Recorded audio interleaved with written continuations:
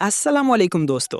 आज हम बात करेंगे महानूर ड्रामा के एपिसोड 12 की, जो काफी दिलचस्प, जज्बाती और सस्पेंस से भरपूर था। इस एपिसोड में कहानी ने एक नया मोड़ लिया और कई राज सामने आने लगे।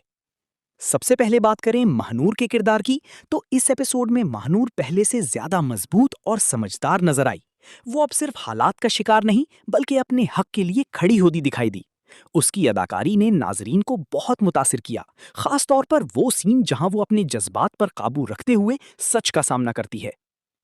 दूसरी तरफ मरकजी मर्द किरदार के रवैये में भी तब्दीली देखी गई।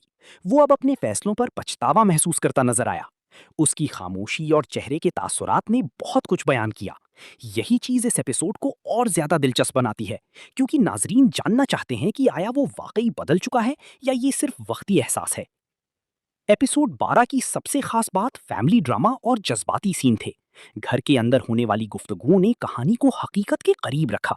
खास तौर पर बुजुर्ग किरदारों की बातें और उनके फैसले पाकिस्तानी घरानों की अक्कासी करते हैं।